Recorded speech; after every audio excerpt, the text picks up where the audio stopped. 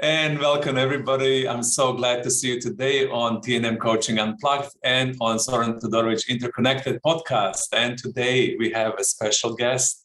I was trying to get him to record with me for months and months and months, but he's super busy. And finally, we managed to anchor him down in this conversation today. Yeah, it's true. And it's going to be a special one. It's going to be a special one because when something is in the making for a long time, it gets to be really beautiful and juicy, right? Mm-hmm. It percolates. And percolates. Today's guest is Chris Connors. He is a founder of Oppo Meditation app that you will be having a chance to explore in details as we go through this recording. He's also teacher, mentor, guide, coach, meditation specialist. He is one of these multidimensional beings of love and light who has so many creative expressions. So it was always difficult for me to think about how am I going to introduce Chris to you. But we decided to introduce him through meditation and stillness and silence, something that we really need in today's world. And today's topic is going to be us talking about meditation, talking about stillness, and understanding why is this so important in this world that we're living in right now. So welcome, Chris. Thank you so much, Soren. I am so happy to be here and to eventually make it. I know our our stars have aligned. Our stars are aligned. Yes, God, and universe, everything inspires to produce this podcast. I love that. A bit more about your journey into meditation, because some people who listen to this podcast, they're already experienced meditators, and some people are still getting their head around what is meditation, how to get into it. And I think it's very important for you to mention that because you come from multiplicities of different worlds, so to say. Mm-hmm. So what was your entry point into meditation? Well, my first entry into meditation was actually through difficult situations. It wasn't a sort of a discovery of something that I would like to do. So when in 1999, after the loss of my mother, I was moved into an incredible world of self-discovery because I was really grieving. And through that process, I started to train as a psychotherapist. And at that time, my psychotherapy teacher was also very connected to the meditation world. And so that took me on a real journey into discovering and learning this practice. So I discovered very quickly, more intuitively, of course, because we didn't have neuroscience working then. It was really much more about, I just felt better the more I was meditating. And I couldn't necessarily explain exactly why. But at that time, it really took me into a real kind of curiosity about how this practice was really working for me. And then I spent the next 10, 15 years really researching and understanding why that was the case. So it's been a while. It's been a part of my life. It's an essential part of my life, you know. I often sort of say to people, you know, meditation can be a great tool for everyday life, much like you use an app. You know, you can dip in and it sort of makes you relaxed or calm. But it's also a life practice, and it comes from, you know, a source of deep mystery and, you know, thousands and thousands of years of practice and philosophy. And so I'm very tuned into that. That's sort of been a very big forebear of my work. But I like to bring meditation out into the world, easy to digest.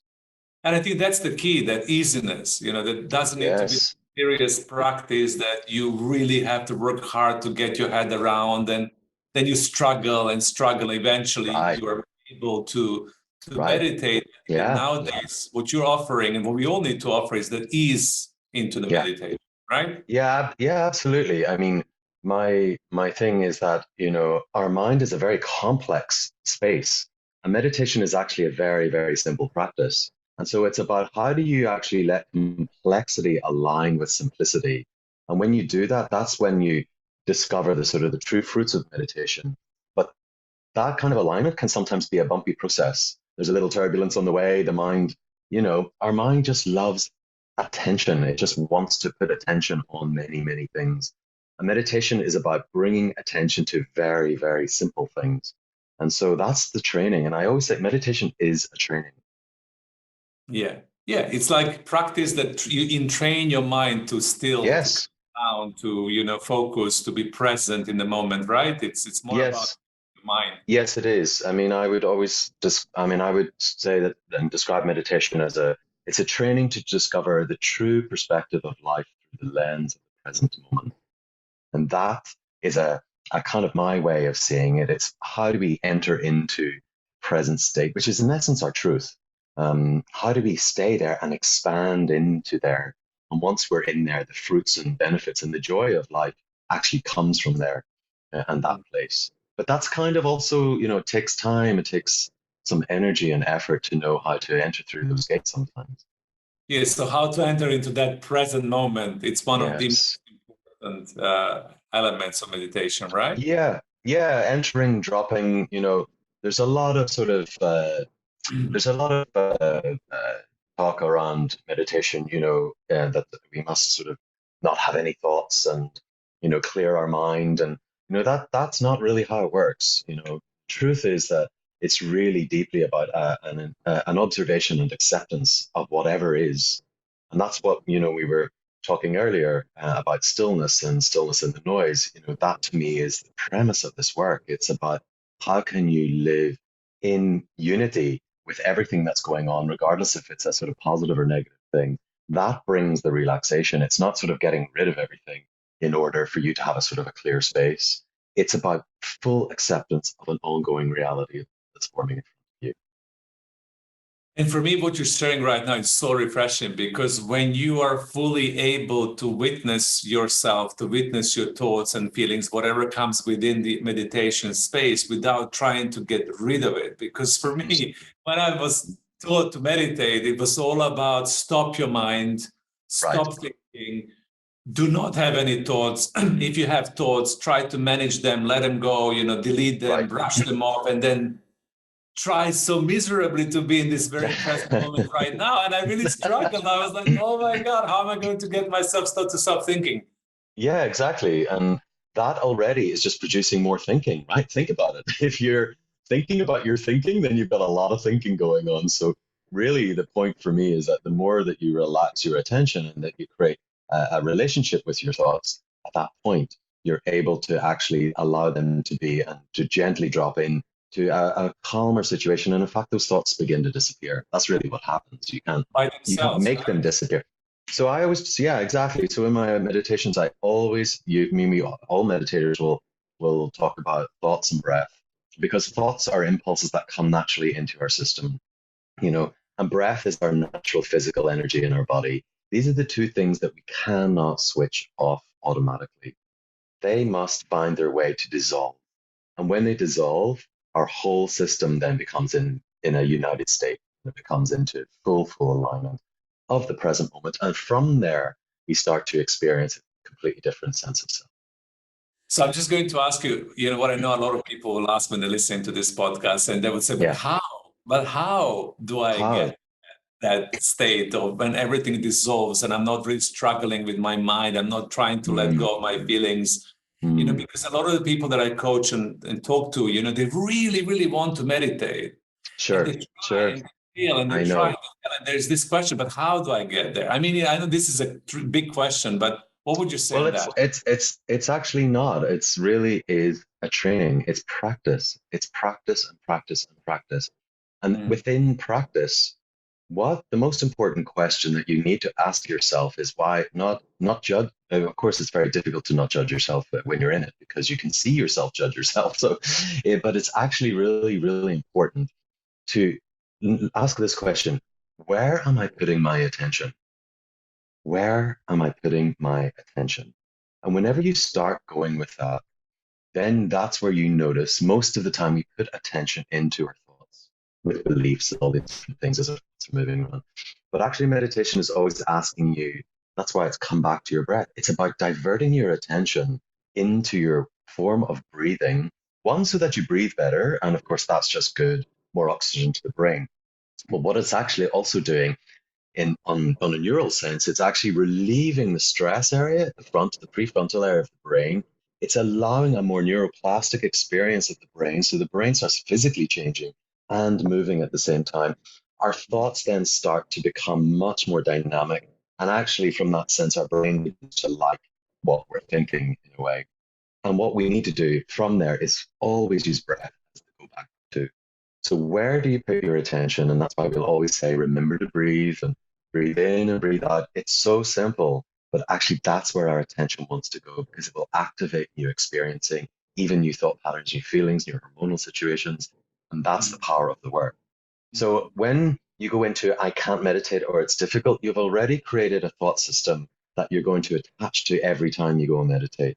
And that will probably come in, but it will go away and it will go away with time, patience, and also commitment to the practice. Much like you go to the gym because you want a certain kind of body over 10 months. Well, that's the exact same with meditation. There's no quick fix to it. Um, and that to me is the key. That's an interesting one. There's no quick fix when we're looking into the world and everything is instantaneous. Maybe we want to be able to meditate instantaneously with the profound Right. effects, right? So Of stay. course. And I, I I did my training in Japan, in 6 hours against a wall. No one has 6 hours to do that. I traveled all the way across the world to learn to meditate. Now you Right. press a button, and now you go into a sort of the system. And one is not better than the other necessarily. Actually, I just think that what happened for me was that I had extremely strong holding in my process. Whereas if you have an app and you're working with the app, of course there's going to be limits on your time, your energy, your attention, or you might swipe the app and go into, some other dating Yeah. app or WhatsApp or something. So it's that again is a sort of reflection of where we put our attention. And actually, that to me is one of the most critical things. It's not how we meditate, it's where does our attention want to go? So And yeah, the that's listening of that's really key.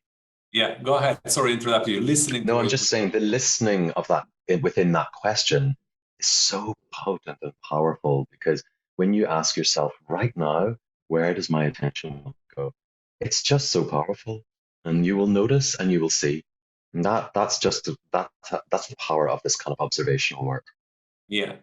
So where do we put our attention to? That's a beautiful question to explore within the meditation space, but also how do we breathe effectively to be able to maintain and sustain your practice? So now, what is the breathing technique that you use? Is it something simple, easy, or did you need to learn a very complicated yogic breathing to be able to sustain your breath? I think that's another interesting question that everybody Yeah. will.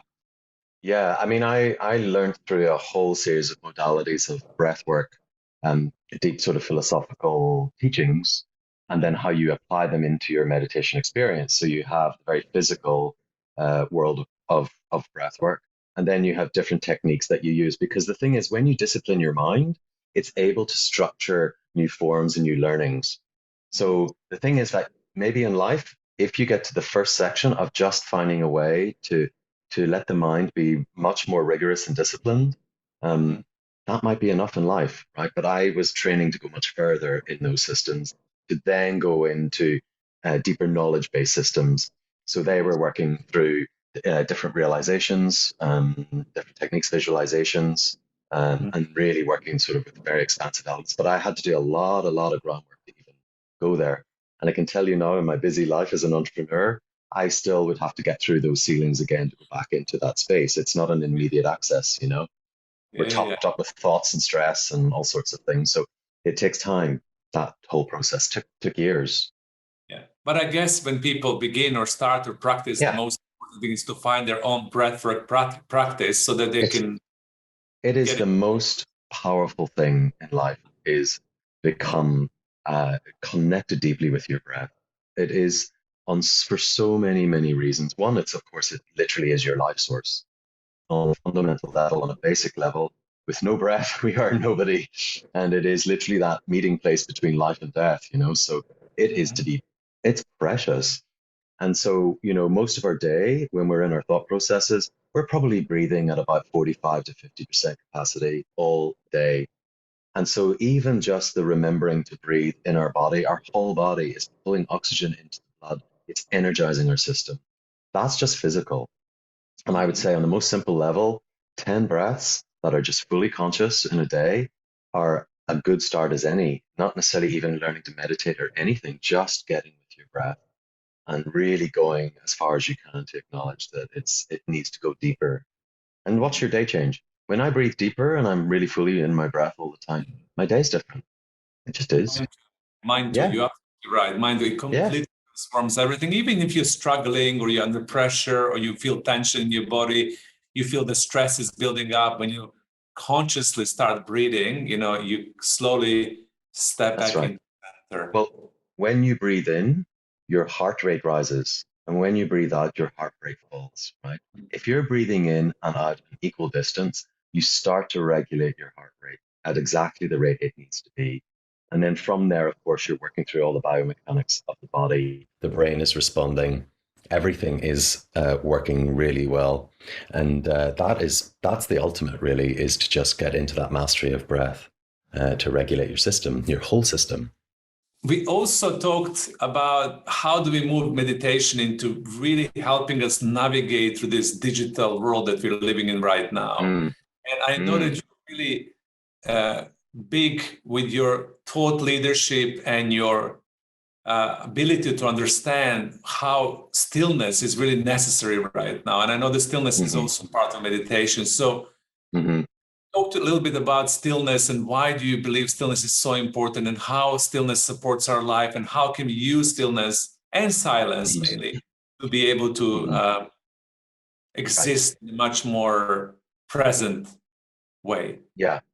Okay. Well, I mean, I did a talk not so long ago with the young generation at Google, and there's a lot of talk about digital detoxing and sort of coming off digital. And my view is always that to invite people to do that is actually potentially adding more stress into their situation rather than taking it Mhm. away. It sounds like a lovely thing to do to sort of balance things up, and I do recommend it, of course. But in the essence of like long-term relationship with technology, we have to really learn to find a way to master and embrace. And so the way I look at that is what I call moving through the three realities.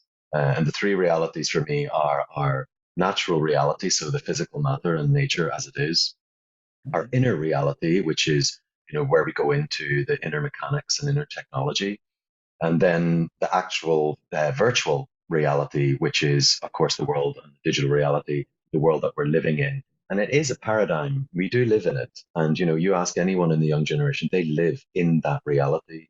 They don't have an on off button. So, what I talk about when it comes to how do we train ourselves to flip in and out of these realities in a way that it becomes more of a journey in and out, and knowing when you're in it and when you're not. And that sort of mastery of movement between these will help create a real sense of perspective, but also a healthy relationship between one and the other because they're all designed to balance each other. It's just that, digital has got so completely out of hand for us because it's basically our mind. It's running our life. It's become our to-do list. It's become everything that we think. And so when you go back into soul and you connect to planet in those different realities and you're flipping and you're really connected intentionally with them, it just really helps balance out this interrelationship.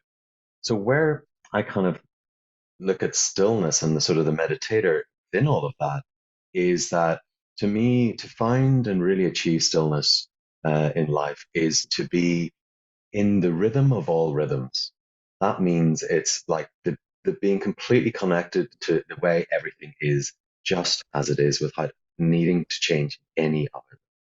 And within that lies an inherent deep acceptance and actually a deep love for everything, of course, whatever it is.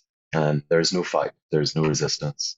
And that is a place where that's what I call accessing deep stillness. It doesn't mean that we don't have a busy mind, and it doesn't mean that we're calm even.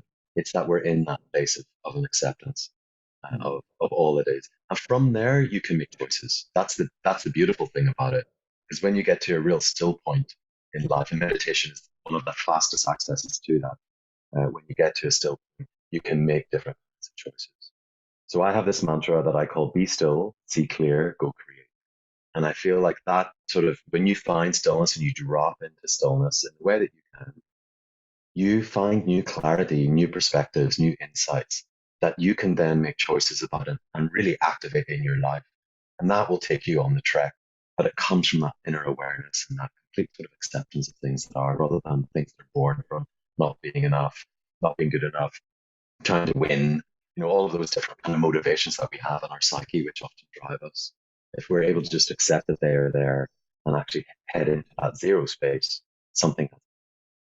Yeah. And also in the digital universe right now, to come to that zero space of stillness is super important, because if you don't regroup within that space of stillness, we're not able to create contemplation and awareness, and we're not able then to action and execute Right. based on No, what we.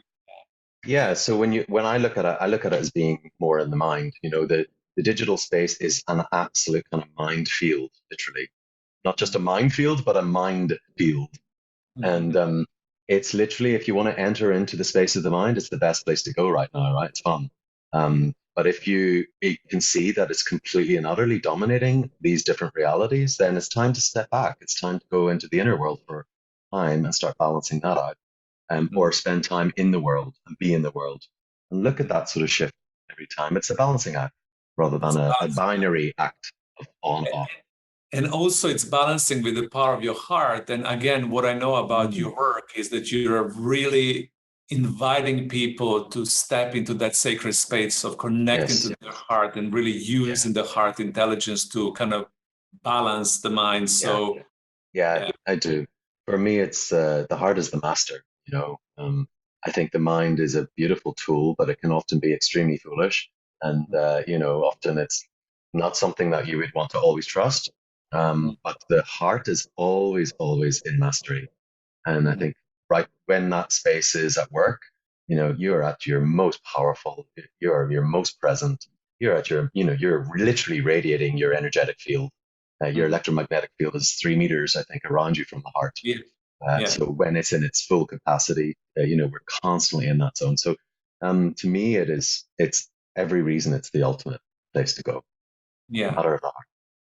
And for the people who are too busy in their life, too busy in their mind, too digital, too distracted by the social media, by digital, stimulants, so to say, how do we get into that space of heart when you really departure from your mind and you can settle more into this space of feeling yourself Mm. even more?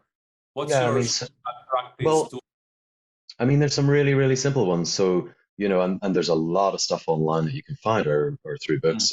The power of gratitude, for example, using sort of visual tools like that in your meditation, closing your eyes, simple question, who am I grateful for right now? What am I grateful for right now? That's freeing up the prefrontal areas again. It's diverting attention to the things that activate love in your heart. That is such a simple and amazing tool, to be able to do that. Power of the sun, connect with the sun, the life force that it gives you, feeling grateful for that. It's just a beautiful way of completely and utterly opening heart. Super simple things, huh? We just forget to do them. We forget to be grateful, wake up to our life. That's all the heart at work. The rest of it really is the stuff that needs to just follow. And we're so lucky that within your Oppo app, you can remind people not Yeah, to. we do. Yes. Yeah, we do. How do We you do. use your Oppo to kind of get us to remember to connect to our heart, to remember to be grateful, to remember to connect to the sun, to remember Yeah. to practice what we need to practice on a daily basis? How is Oppo facilitating all of Well, that? so the unique thing with Oppo is that it is location based, which means that it's helping you get a sense of place and presence through each session that you do on the app. It connects you either with the place that you're at. So we create portals all over cities and around nature, and we can guide you to go there and sit, and we give you an open eye view of the world, and you follow our guidance and guide you with the sea and the sky and the mountains in front of you. It's a very simple way of connecting with the natural reality. Uh, then we're using sound, and we're delivering sound and guidance through the digital sphere. So you're actively digital connected. And then it's asking for inner work. So there's inner practice work through breath work or through realization techniques or gratitude techniques, all that are in there. So you get that combined, very, very rich experience in a short period of time, 12, 15 minutes, which really can guide you deeply into the present state. And that's where the heart kind of starts to really wake up. So Yeah. we do them in locations, and then we also do work at home. So we have a section called Journeying In, and that's really deep sound baths and lots of different kinds of meditations for different types of times of the year. helping you connect still with the world around you. And Mhm. I always say, Oppo opens your eyes to you, and that's really what it's on, activating the heart. It's a beautiful tool to again remind us, because what I find out Yeah. in my busy day, because I'm like you, I'm running the business, have a lot of Hmm. obligation, family. We all intend and we would love to be in that space of deeper connection and meditation and stillness, and create from that space, connect to our hearts. This is something that all of the people are now intending to do, but then the life takes over, right? The life Yeah. takes Well, over. we forget to take care of our brain state. We become so left brain in our day because work equates left brain work, right? And it becomes so dense in particular areas that we forget the deep need of our brain to keep becoming really dynamic. And, we talk a lot about neuroplasticity, and how do we forget that? It's kind of like at the end of the day, you're like, oh God, I haven't done anything for any other part of my brain. And it's just been sitting there growing like going like this. No wonder we're stressed. Our brain can't take that. Mm. Yeah. And then the Oppo, what it does as a digital app, it really supports you to remember, to plug in, to It, connect, sit yes, it down in does. location, sit down in places. If you're in the office, to get out of the office, to be able to sit in Yes, a take a dedicated walk. space when you can take a walk, right? Take a walk to the local bench, sit there, and once you're there, it will unlock a session that will guide you right with the view in front of you. And that will connect you to nature. It gives you a sense of place. Again, like I said, it gives you a sense of presence, but also we input a lot of sound technology into the brain. So it helps the brain become neuroplastic. It allows the brain so enjoys music and vibration. And Yeah. so this work we designed specifically, and our sounds are different for different needs. So sometimes it's to help you focus, sometimes to help you fall asleep, different mechanics of sound that work for the brain. And we've Mm. we've really researched them all now. We work with lots of different types, so you can use them any time of day, any place. Exactly. And when the brain is fully activated, as you beautifully saying, that it's much easier for us to drop into the heart, to drop into the connection, to drop Yeah, into the body. Because yeah, again, you also supporting people to drop into and connect to their bodies. So it's not only mind, it's not I only do. heart, it's additional element of your multidimensional expression, which is movement, right? So Yes, just connect yes. the dots So for us. yeah, sure. I mean, I got fascinated by movement as part of my journey. Actually, my journey of grief. So again, um, I you may hear from my accent that I'm from Belfast and grew up in a very tense city of conflict. And I realized that in my body I was storing a lot of stress, trauma, tensions. Um, and through my meditation practice, I started to become aware of them, but I couldn't necessarily find ways to activate them because trauma actually lives in the body. And Mm. so it was through the movement processes and discovering and working and spending time with the great visionary Gabrielle Roth, who is one of the most incredible women who I have ever come across. I spent time with her a lot in New York, working through how can you actually use your body to download the mind, download trauma, and release it. And that Mm. became an incredible insight into a new world of presence and meditation that I hadn't experienced before because seated meditation is a very particular way of being in the body. This was about becoming your mind, not just sort of watching it, and then expressing and releasing all that is through you to enter into a deeper stillness. That for me then became much more sort of, it was almost like a more fast track way, actually. The work that I teach through movement, through the particular work algorithms and other work like that, it really works with a Western mind because we're so psychodramatic. The Yeah. Eastern mind is very considered and very kind of non-egoic.